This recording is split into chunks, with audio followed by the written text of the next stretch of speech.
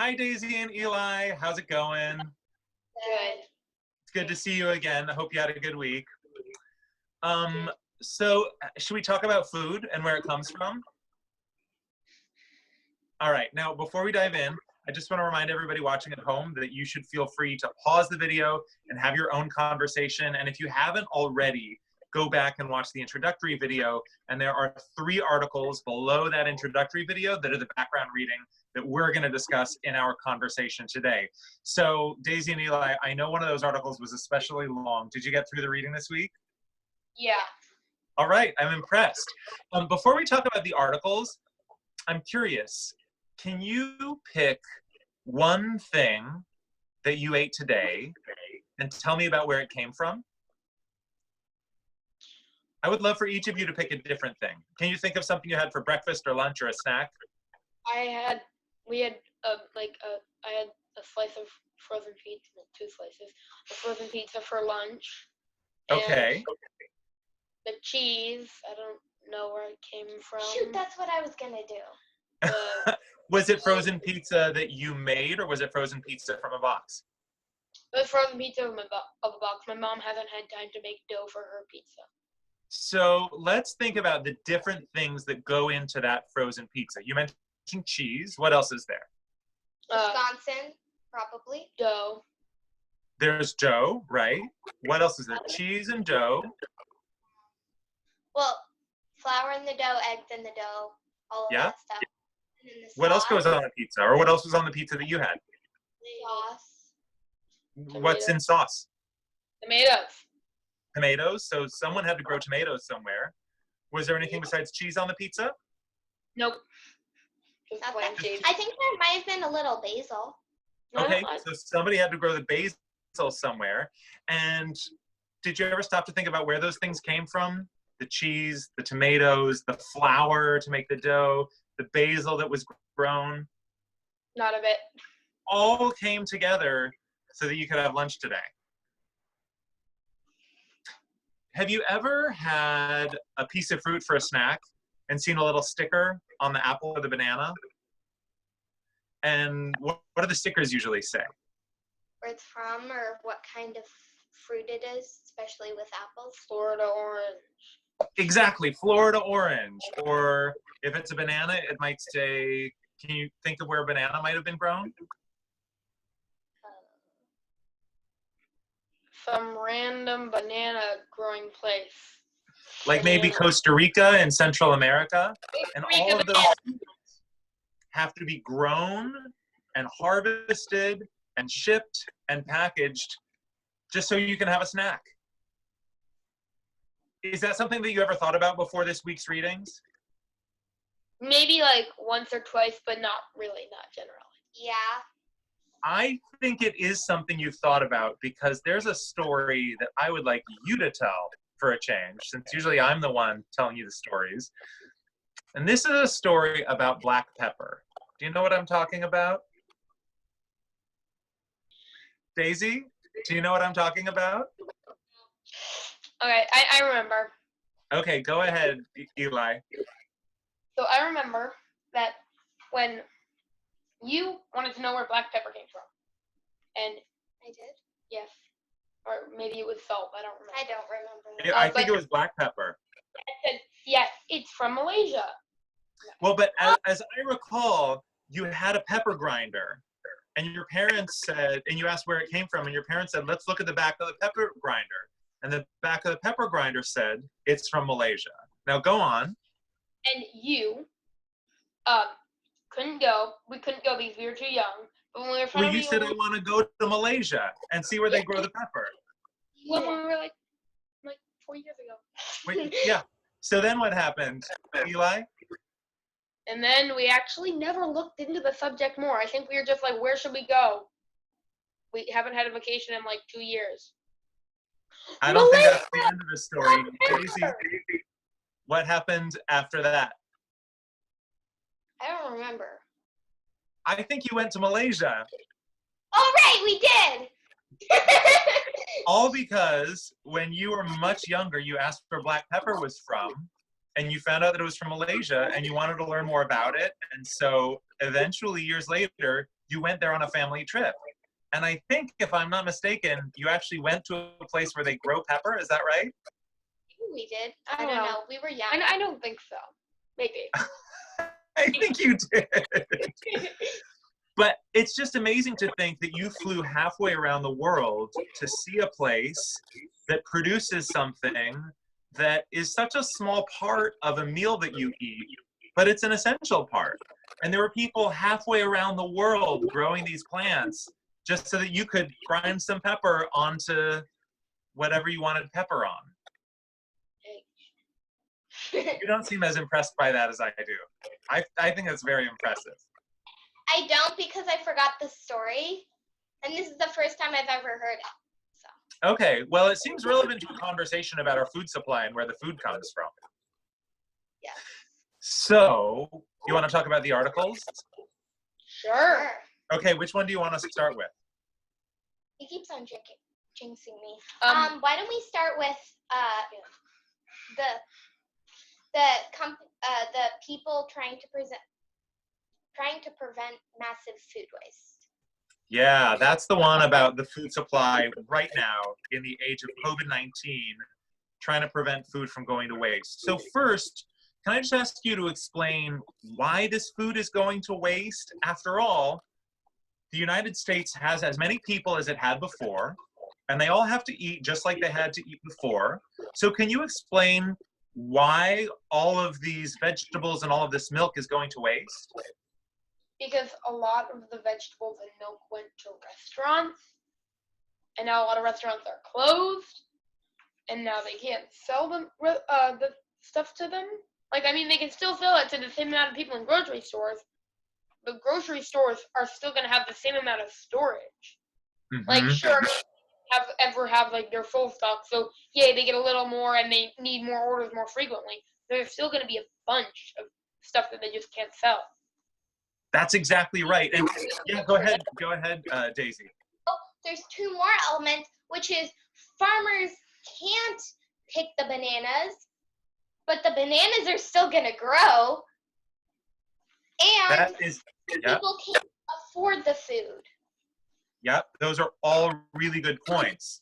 And they would have got free food because they worked at the banana plantation, but they had to go home because of the bananas, and then it's like. Now, bananas specifically are not grown in the US, they're grown in other countries. But your point about products grown in the United States is exactly right, whether it's potatoes or green beans or squash or lettuce. Now, when we use the phrase the food supply chain, can you explain what that means? What are we talking about when we talk about the food supply chain?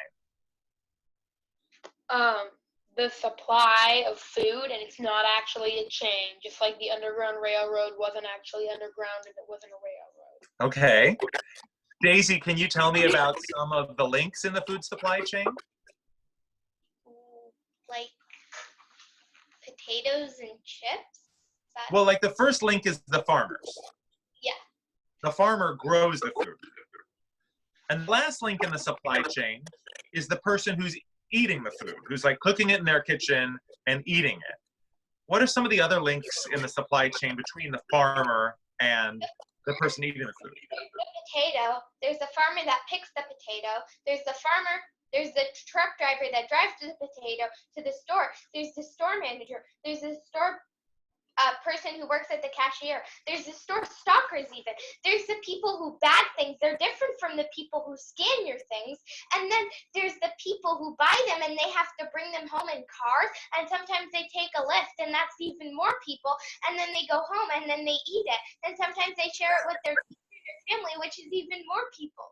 And sometimes they don't eat it, and the sometimes- rats eat it. And sometimes they share it with their pets because their pig likes trash. That is exactly right. Those are all links in the food supply chain. Eli, was there something else you were going to say? Probably. And so you can imagine if I'm a farmer and I sell to the university system in the state that I live in. So I provide all of the salad greens for the salad bar for the university, and I'm feeding thousands of students every week, and that's who I sell to. and suddenly the university closes down and all the students go home. Those students still need to eat, but I, the farmer, only have contacts with that university. My supply chain leads right to those university cafeterias, and nobody's eating in university cafeterias anymore. So even though I still have salad greens to sell, and all the students who are at the university still need to eat the salad greens, my supply chain isn't going to get my greens to the students anymore. Does that make sense? Mhm. So what did you think about the effort to fix this problem and prevent the food from going to waste? Broken. Yeah. Eli, what did you think? Pretty much what Daisy said. Yeah. I mean, one of the things that's been so sad about this pandemic is that you see images of farmers who are plowing tons of good vegetables back into the ground. And you also see images of lines outside of food banks of people waiting to get food because they don't have any food to eat. And the challenge is just to make that connection and restore the supply chain in a way that gets the food to the people who are hungry. But the article explained some ways that people are trying to do that. Do you remember what those were?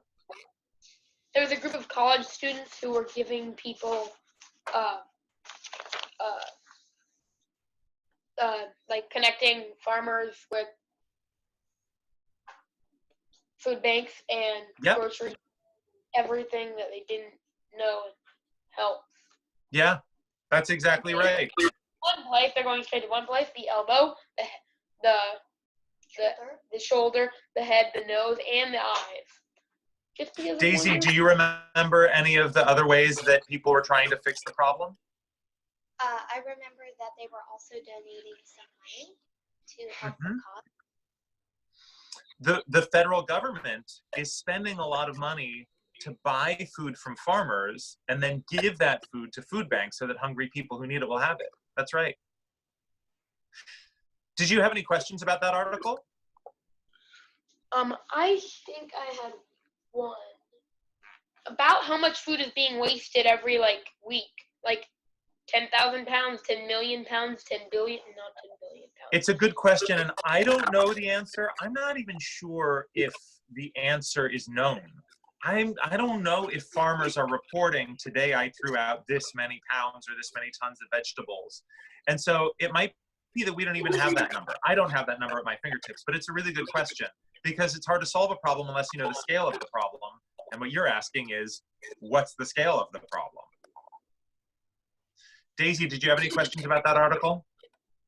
Yeah, I know this is going to have to be widely estimated, but if you had to choose an estimate, how many people do you think the food banks have fed after COVID-19 started? You know, I don't have a number of people, but I can tell you that some food banks have said 10 times as many people are coming to the food bank as in a normal period.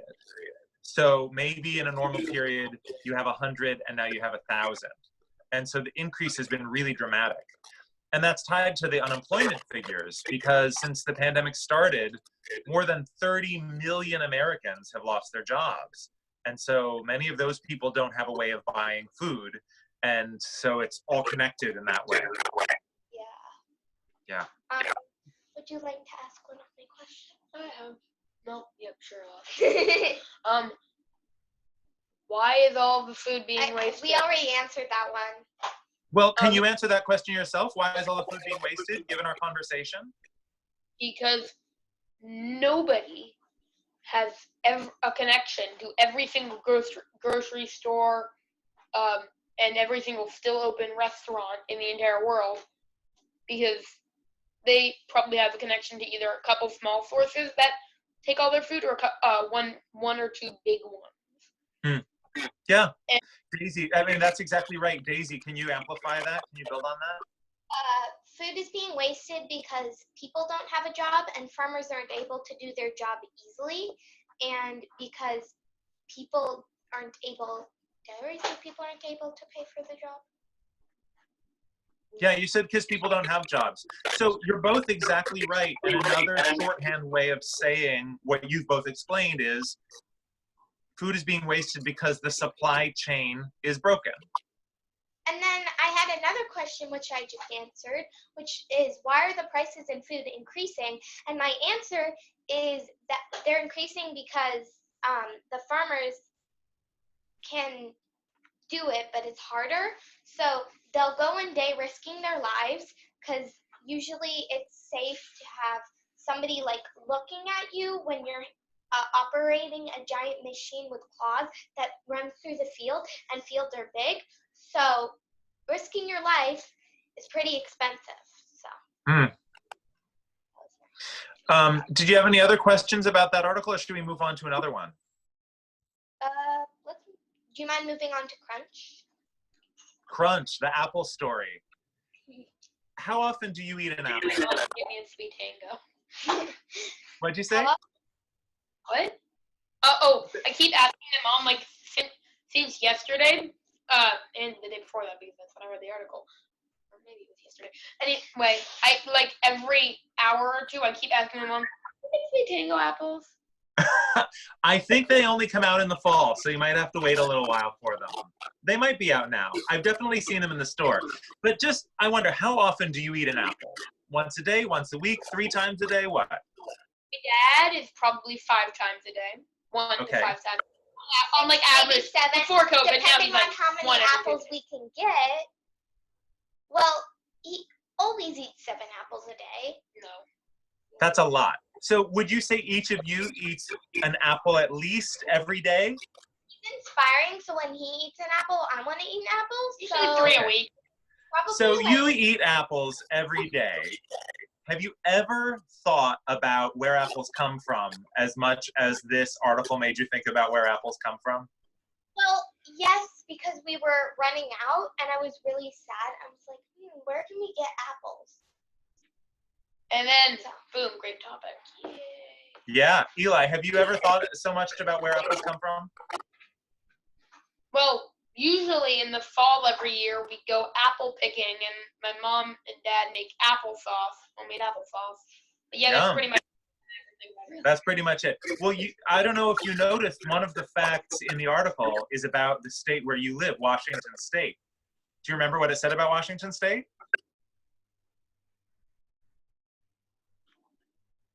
Oh, it's one of the main apple growers. Not just one of the main apple growers. The biggest apple producing state in the country is where you live. Go Washington. Do you have a favorite kind of apple? As long as it's, I like crunchy, of course. I like Honeycrisp and what's it called? Oh, what's it called? Envy and what's it called? Honeycrisp and Envy are 2 great ones. Yeah, so, like I like really crisp, sweet ones. And if I, a week ago, before you read this article, asked you where did the Honeycrisp apple come from, what would you have guessed? Bad apple farm. Probably Wisconsin, because cheese goes good with apples. Okay, so that's the state you would have guessed. But if I had asked you, like, how did it come about? Like, was the Honeycrisp apple found in a forest? Was it invented in a laboratory? What would you have guessed? I would probably have guessed that someone made, like, I know kind of about, like, apple reading a bit, because at one of the apple farms, it was kind of like, they just told you about it when you came in and checked out your apples. So I would have been like an apple farmer who breeds apples. Hurrah! Okay, so you would have guessed that a farmer bred that. Daisy, what would you have guessed? I was making an inference because I know that a lot of popular things are mutated to make more popular things, like pugs. I know that there's a lot of types of apples, and a lot of them are very different and sometimes the same. I know that apple farms are everywhere, and a lot of scientists are interested in fruit, especially big fruit, like, medium-sized fruit like oranges and apples and stuff like Yeah. that. Probably assumed that it was red, but Honeycrisp was one of the earlier ones because it's popular. Like not Yeah. very early, definitely before like. Okay, Well, you could be a private detective because you clearly have highly sophisticated powers of inference. What did you think when you read the article and found out where these apples actually came from? All of the work and process and trial and error, and almost not even discovering this one that went into creating this apple you love. I thought, wow, that's a lot like people. What do you mean? No, it's not a lot like people, but it's like if one thing small didn't happen in your life, this thing wouldn't happen. Like for some people, it's like if I didn't buy this car, then I wouldn't have been inspired to go on this road trip to get a cup of ice cream.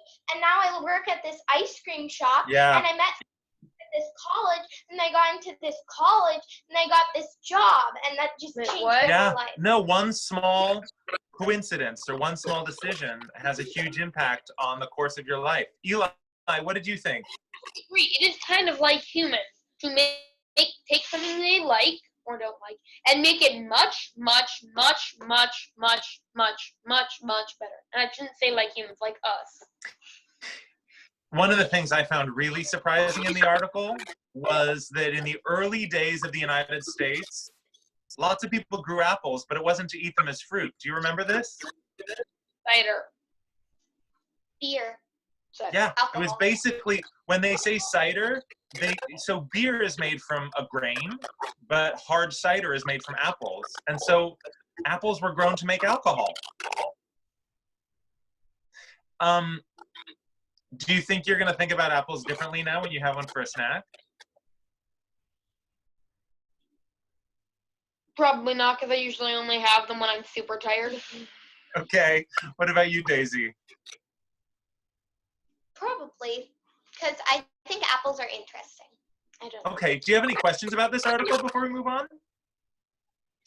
Except one, I keep accidentally saying no.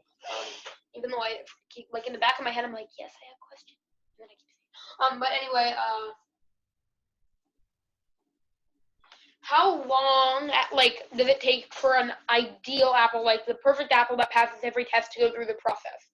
Like, does it still take 10 years because they have to let it grow, or like how long?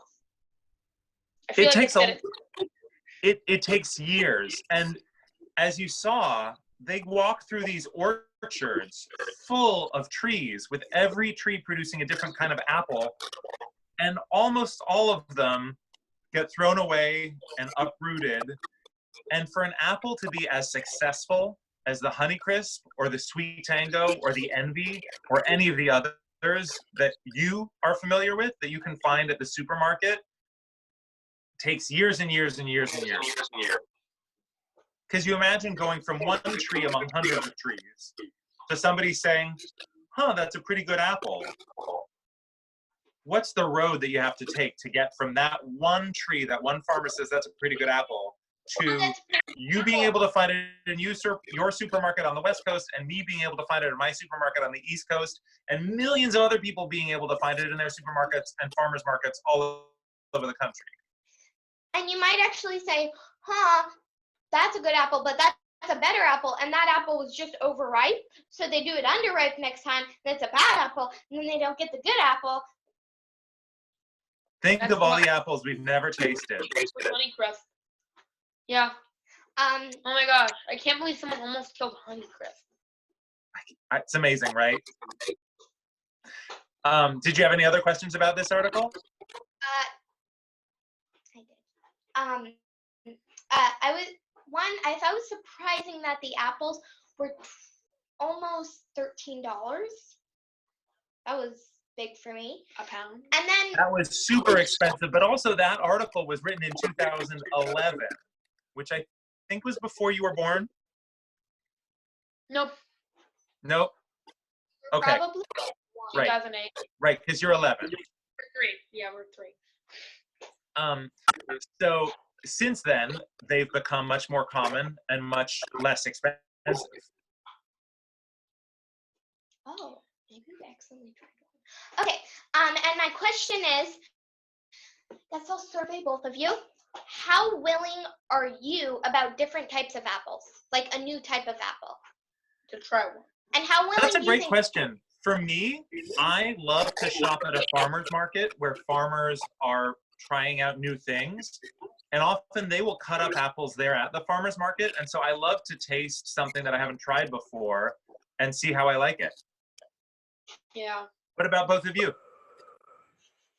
Yeah, I like to. We have a market like that opens like every Sunday. So Pike Place Market. I think that was Pike. No, that's not Pike Place Market. Sorry, I'm getting that wrong. But it was But a do you like to market. try new things? Apples or anything else? Oranges, everything. What about you, Daisy? Try them. I like peaches. Ooh. And if there was a new kind of peach, would you be interested in giving it a try? Only if it was ripe. Only if it was ripe. Fair enough. I don't really like unripe peaches either. Okay, should we move on to the last article? Sure. Yes, the chicken feet fight. Yeah. Duh. What did you think of this one? I thought, why fight over chicken feet? I mean, I think that's like being like, I'm fighting over pizza. You don't like pizza, so we're selling pizza at a huge rate. Hey, we can be friends now. We'll have a great relationship because you're pretty much helping us out a lot. I Yeah. think we have a question on Twitter. Yes, let's hold on to that question for a second and discuss the article a little bit first, and then we'll get to that question. So, first of all, have you ever eaten chicken feet? No. Daisy, have you? My dad probably has. I think I did it by accident. You know, I love this article because I think it's so interesting that a product that is worth nothing in the United States can still earn billions of dollars for American farmers by selling it to a country where it's a delicacy. And the fact that these different cuisines and cultures treat the same thing either as worthless or extremely valuable just blows my mind. Yeah. And so the fact that American farmers can make a lot of money off of a part that's worthless in America is incredible to me. So, what did you think about this trade war? I thought, cool, I guess. Like, that's to show you how much people don't want other countries to be as good as them. Have you ever heard the term trade war before? Kind of. No. Daisy, have you heard it before? Probably in like a board game. So this Board article, game or about that. yeah, this article gets into something that had been happening between the US and China, which is a sort of trade war. And do you have any understanding of what I mean when I use that phrase, what a trade war is? A war over, like, we don't want you to get that much money from something. Like, this isn't worth as much in your country as it is in ours, so you can sell for more. And then the US is like happy because like chicken feet, they're getting a lot of money, and the Chinese are paying a lot of money for something that is like literally like you can employ someone and like you can employ just employ someone and you could have them collect chicken feet and you could get them practically for free for a farmer who didn't sell them to like Chinese restaurants in China. So let's imagine that China buys a lot of chicken feet from the United States, which they do, and the US buys a lot of steel from China, okay? So Chinese people make money by selling steel to the United States, and American farmers make money by selling chicken feet to China. The United States says, Wait. We don't want your Chinese steel to take money away from our American steel manufacturers. So we are going to put a huge price on Chinese steel. That way people want to buy their steel from the United States instead. And then China says, all right, if you're going to do that, then we're going to put a huge price on American chicken feet, because why should you make us suffer? We're going to make you suffer. And then the people who use Chinese steel are stuck, and the Chinese people who eat American chicken feet are stuck. And then the American farmers who made money selling the chicken feet to China are stuck, and everybody has to try to negotiate to find a way out of it. So,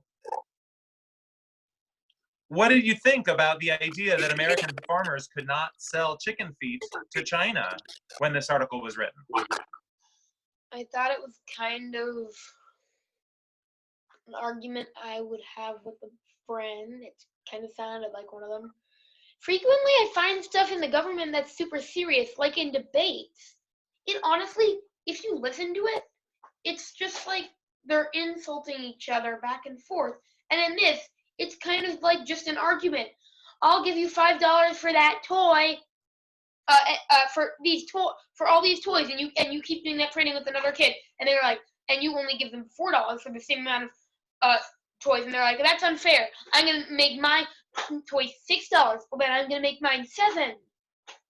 It's kind of like an argument. I sold toys. What do you think, Daisy? That sounds like a very astute interpretation of what's happening, and I think you're exactly right. Daisy, what do you think about it? I think it's interesting because, like, after I hear this article, I question myself. Oh, that was one of my questions. Oh well. What was your question? Do you want to ask the question? Sure. What was it? Oh. If all of the feed are being used up, is the rest of the chicken being wasted? I mean, that's the really nice thing about this trade relationship, is you have the United States where people like to eat chicken wings and breasts and legs and thighs. And then you have China where people like to eat the feet. And so you put it all together and you've got basically the whole chicken. The parts that are not used are made into pet food and fertilizer and other things like that. I think there was a question from Twitter. Do you want to pull that out now? Sure. Pia has a question about this article. And the question was, it said that China still hasn't reopened their markets to American chicken. Has China reopened their markets since the article was written? If not, why not? They have. And so American farmers are now selling chicken feet to China once again and making that money that they were not making while chicken feet were caught up in the trade war. Why have they continued the trade? Because everybody was suffering so much from the trade war that the two sides tried to come to some kind of an agreement, and they didn't reach a complete and total agreement. There are still some tariffs and some areas that the two sides are having a standoff on, but on some things they were able to reach an agreement and get the trade going again. So, do you think you'll try chicken feet? Yeah, I mean, if I ever get the chance, sure. Daisy, what do you think?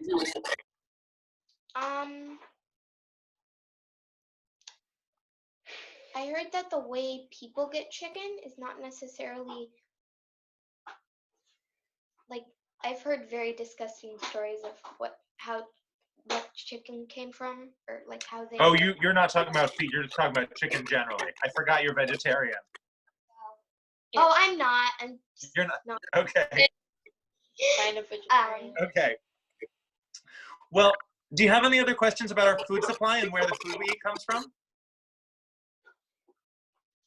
I just have more questions about chicken feet. Oh, what other questions do you have about chicken feet? Do you want to ask one? No, I'm pretty much everything I've had. Okay. Then after, Are chicken feet used for anything religious? because I don't think so. I think they're just a tasty snack. Are the shipments of chicken feet being slowed down due to COVID-19? That's a great question. I think the shipments of everything are being slowed down due to COVID-19. And I haven't heard specifically about chicken feet, but I did an interview with somebody who runs a big port where ships come in with goods from China, and their shipping traffic is down dramatically. And so I'm sure that applies to chicken feet too. Good question. Anything else? No. Okay, well, it's been great talking to you as always. Thanks for the lesson. Bye. Bye. Bye.